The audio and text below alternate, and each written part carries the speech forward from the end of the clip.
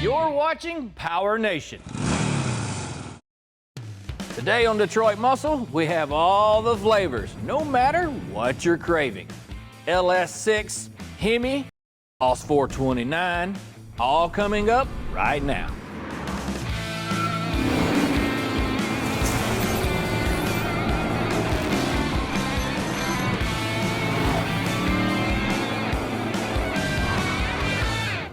There's a unique bond between a man and his machine. The feel of the driver's seat, the rumble of the engine. It's quite amazing how it can make you feel like you're on top of the world. Muscle cars elevate one's emotion, no matter the make or model. Sitting behind the wheel of a piece of Detroit muscle, out on the open road, is the stuff dreams are made of. This sense leaves you craving for more. And as a result, oftentimes, owning just one isn't good enough. So to satisfy that need, you might decide to become a collector.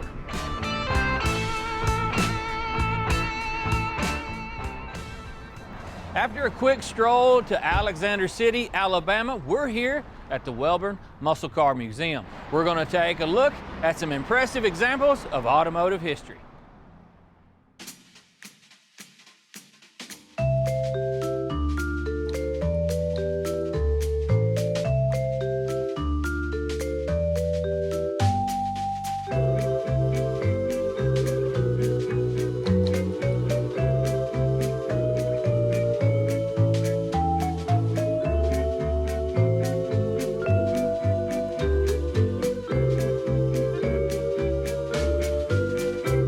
Tim Wellborn has been collecting cars for quite some time, and saying this collection is impressive is an understatement. We're here in Alexander City, Alabama at the Wellborn Musclecar Museum. Give you a little history about the museum. I didn't intend on having a museum when it all started. Pam and I live about 2 blocks down the road. We were going to actually build a building to put our cars in. And this old car dealership came up for sale. And I'm like, whoa, this is a real place to put cars. And so we bought it, remodeled it, came here, and that's why you have the atmosphere and it feels like you're going back in time when you walk into this old dealership. You'll swear you're in 1970 when you come in here. And I see a lot of people get a lot of smiles thinking, oh, I went back to the dealership just like this and bought my car back in the day. This is our 10th year at the dealership, and it probably took the first 3 years to get it to looking like you see it here. When it started off, we got cars in here, then you started getting a few more neons and then a few more true memorabilia pieces from that era. And over the last 7 or 8 years, we've really come a long way in converting it to a true 1970 dealership. The things you see are truly from 68, 69, 70, like the flags on the cars, the danglers in the ceilings, the neon. All of this would be exactly what you would have seen back when you went searching for that muscle car. The Big Three made thousands upon thousands of muscle cars. If you're looking to start a collection, you need to make sure that you pick the right one for you. Well, I'll put it this way. All cars in here have a story. Whenever I bought the car, I always wanted to know the story behind the car, but there are a few special ones I can think of probably that comes to light right away. Pam's pink 446 pack RT over here, which she only made 2 of, and she lays total claim to it. That's one that'll never leave. It almost left a few years ago at Mecum. I got some pretty sharp words about that. It'll never go back there. I have to say the K&K Dodge that raced in NASCAR, the Grand National Champion in 1970, and then the 28 land speed records. I went with my dad to the Talladega 500 race, and the very first one, and that car was racing, and gosh, I said, that's a race car. It just really imprinted me into the Mopar world when I saw that. And who would have ever thought that I'd had the opportunity to buy it? Probably the most emotional car I would have here would be my dad's 71 Hemi Charger. I grew up with it. I can't believe it's still here, and I have to say, my dad made sure as I got 16 years old, those keys were not to be found, and that's why I'm talking to you today, because I'm hearing the cars here. Because a 16-year-old with a 426 Hemi, that would have been the end, probably. My dad knew it. Now, I know this is the one that is dearest to your heart, right? Yeah, there's always something that starts you to thinking about where you want to be in life and what you want to have in life. And I can tell you, this started all with the collecting world for me. This is my dad's 426 Hemi Charger. I could almost get a little teary-eyed thinking about all the fun we had in this car. As a kid, I sat in it, dreaming about someday getting the keys to it. That never happened, but I could clean it and wash it and do all that fun stuff and baby it. But the reason I'm talking to you today is because he didn't give me them keys at 16 years old. That's why the car is here. Because a 16-year-old with something like this, my dad knew would not be a good scenario. But yes, there's always something that sparks you to want to collect. This is what it did it for me right here. And my dad loved this Mopar, and I do too, and so does my brother. So this car will never leave the family. It'll never be sold in my lifetime. There's no value you can put on something like this. I mean, it's an impressive car, you know, hands down. They only made 63 of them. That's what's kind of fun too. And I tell you what, I think my dad would smile pretty big right now if we took this car out for a drive. I tell you, I bet you I'm gonna smile bigger than he would. All right, well, let's go.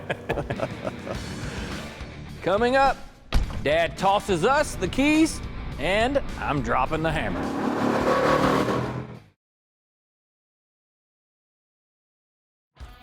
Oftentimes, as a collector, there are pieces that you have an emotional attachment with, which makes them priceless. Multiplying that with them being rare, and it takes them to a whole nother level. Muscle cars are meant to be enjoyed. With a combination of iconic styling plus Hemi performance, this ride would put anyone on cloud 9.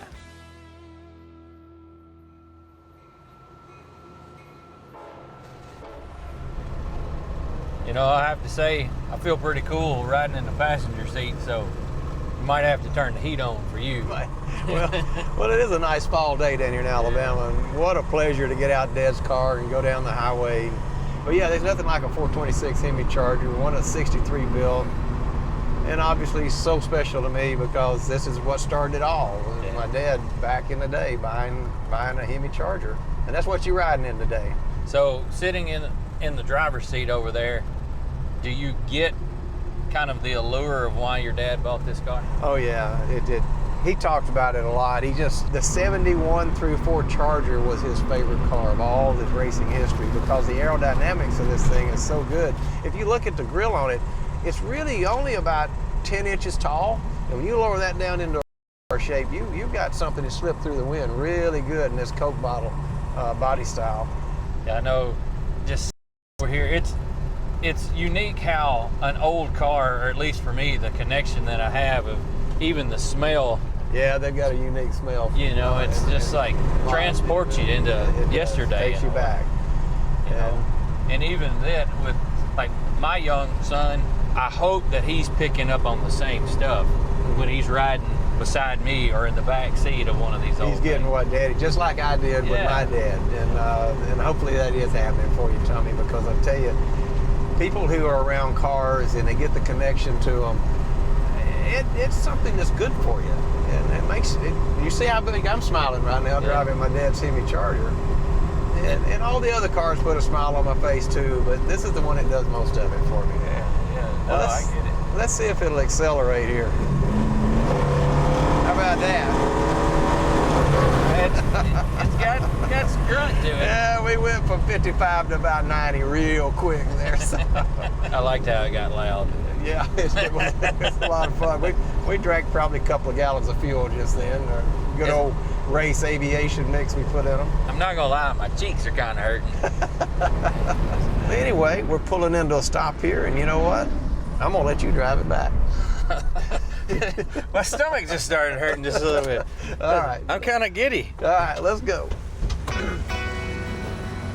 Oh my goodness. Oh my goodness. I really am. I'm kind of nervous right now. It's just a car. It's just a car. With a Hemi. Yeah. No, it's not just a car. Well, it is a car, but it just happens to have a 426 on it. If you don't mind, I'm gonna say a little prayer real quick. You know? I may need to instead of you. No, but you'll get the feel of an unrestored 1971 Hemi. I guess I better shut my door better. Yeah. Well, how's it feel over there? It's not therapeutic like I was thinking. I'm a little... You're still a little nervous over there? I'm like on cloud 9 and I'm scared I'm of gonna all fall the cars, out. you know, that something could happen to. You're driving it right now out of my I whole don't appreciate world, you bringing that up. Like, I'm almost thinking about driving school, like 10 and 2, you know, eyes up. We go this little straightaway here. You'll have to kick into that Hemi a little bit. You'll have to tell me when. All right, don't blow it up. There we go.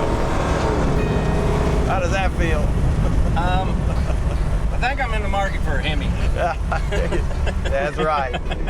I'm going to hear those big pistons as long as I'm around, and that's just what makes me smile like I am doing right now, which I'm smiling because we're almost back, and you haven't done anything wrong with the car yet. I want to say thank you that you don't understand the pure joy that this is, but... Well, you're one of the few people that ever got to drive this one, and so... Well, bucket list, check. Check this one off. We got one more. Got one more. Up next, want to know the secret of keeping a car running for 50 years? We get the inside scoop from some experts.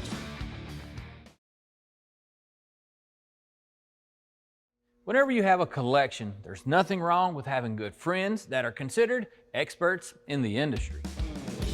John Cramen has been surrounded by muscle cars his whole life.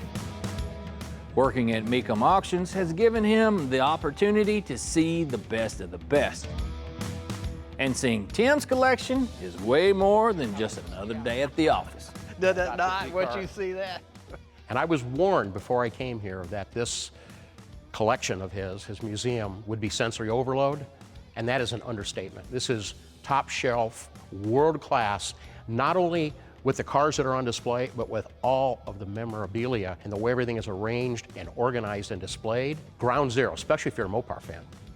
Generally speaking, car collecting stems from having a passion about cars and specific cars. You can be a car collector with one important car, and certainly we know lots of folks that have worked hard through their life and have found out and have identified a car or two that's important for them to have. And certainly that's what drives the auction business, is folks that really want to either recreate an experience they had with the car as a youngster, or maybe it's a car that they've recently discovered. We find that to be the case as well. So there really is no defining ingredient on what it takes to be a collector other than a love and a passion, and it becomes a priority in your life that over a period of time may not be the worst place to put a little bit of extra disposable income. Most people that have had cars or even a single car for a long period of time, when it comes time to sell, they're going to do pretty good with it. To be the proud owner of vehicles like this, well, isn't all fairy tales and pixie dust. There is some issues that come along with them. Some of the things that are really important that might affect the ability to buy a car or two or more is where you're going to keep it at. You have room in your garage at your house, you have to rent a facility, and so you need to have all that planned out as well. But what's really interesting about the collector car market is the cost of care and feeding on a well-presented car is surprisingly reasonable. These cars are fairly simple. Now, granted, after time, things can wear out, things can start leaking, but generally speaking, it's not going to be really crazy expensive. And maybe one of the big surprises in today's collector car world is how reasonable collector car insurance is. Way less than your daily driver. So if you've got multiple cars, you can insure them quite inexpensively, and most states even have multi-year antique vehicle license plates at a fraction of the cost of real license plates. So, you know, pros and cons to everything, but I can tell you from experience that having the cars and having to write a check occasionally for some of these issues, it almost really becomes secondary. When you get one of these cars, the worst thing that you can do is not drive it. So we drive every car in the museum. Not one of them won't fire right up and go out the door. And there's one little trick to it. They're carbureted cars. If you can put race fuel, 50% with aviation fuel, and your local airport will sell it to you. We mix it half and half, and we never have carburetor issues. Why? Because the race fuel, it goes out clean if it sits a while. The aviation fuel has preservative in it. And the two combined gives you what you need to keep your carburetors going. You know, sometimes with vehicles with this type of prestige require skilled hands. We do carburetor service every so many years, whether they need them or not. We at least check them out. We want to know that we're ahead of the curve servicing those parts before they age themselves into a problem. Whether it be spark plugs, plug wires, fuel systems, fuel pumps. You know, the smaller the amount of fuel in something, the quicker that it can turn bad or evaporate to a point that it dries out the materials in the carburetor or in the fuel pump, whether it be the diaphragm or the accelerator pump. Those things take a toll. Sometimes rubber, petroleum products can turn rubber into hard as a potato chip, and then it cracks and it leaks and it causes problems. So the last thing you want is to have a very nice low mileage car with a fuel leak that could potentially cause a fire or dissolve paint, make the paint change colors. I mean, there's a lot of things that can happen from that. That's a big part of the job.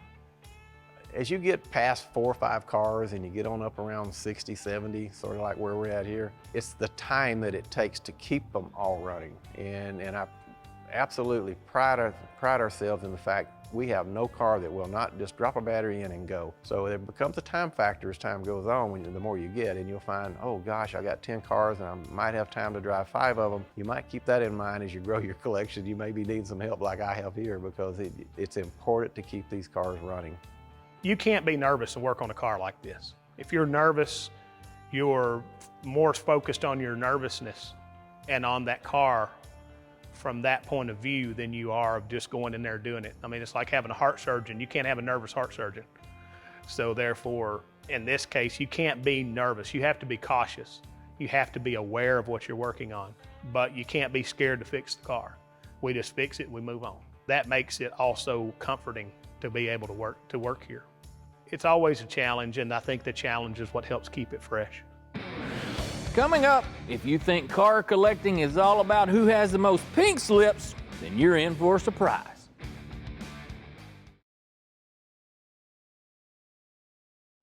Before you just jump into collecting, it's always wise to do a bit of some research, because not all these vehicles are created equal.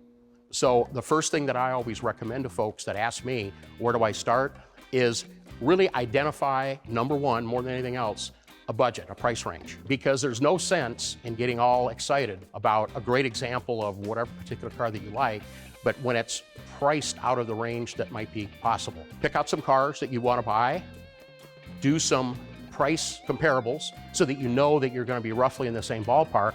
And then, of course, you want to seek out the best example of that, whether it be in an auction or anything else. The market right now is very strong, it's very hot, but there's no reason to think that the market's going to be easing off even anytime soon. So what I also recommend to people, jump in now. Owning these cars puts us all in our happy place, and I don't think you can put a price tag on that. To accumulate a collection this extensive doesn't happen overnight. It takes years of hard work and dedication.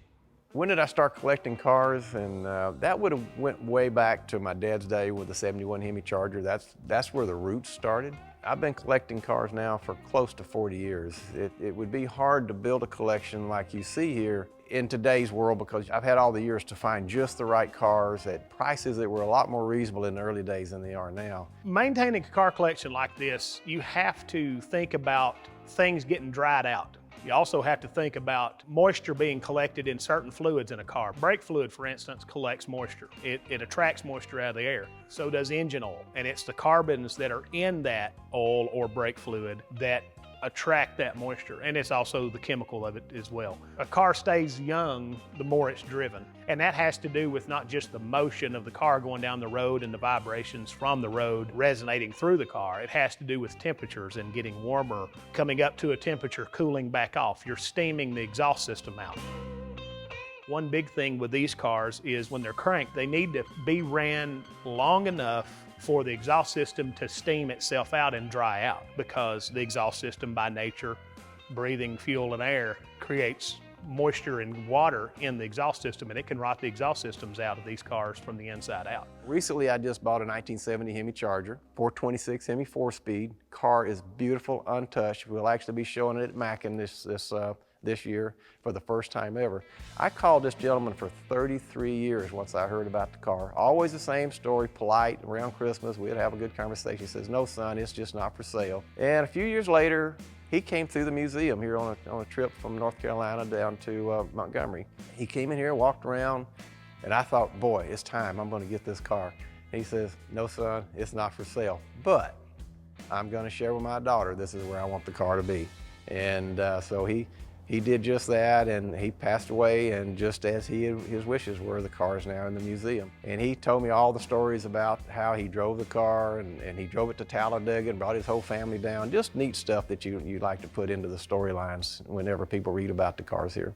I'll probably collect it for as long as I feel healthy and come in here and have a smile at these cars, and I look for that to be a long time. I think collecting is something that when it's in your soul, you never really quit. I say it like this, I'm a curator of these cars. I'm really not the owner. They're gonna go to somebody else someday, and I wanna make sure they're presented well here in my lifetime and presented well on into the future with the next curator that comes along. Because let's face it, these things are a piece of our automotive history. There'll never be another period of time quite like it, and they deserve their place in history. There is a lot more than just some old cars assembled in a colorful room here. She was dug. Friendship, good times, And who knows what? careers, history, and a man's legacy. Car collecting is much more than just a pastime. It's a way of life. If you like what you've seen on today's show, go to PowerNationTV.com. And until next time, keep it between the ditches.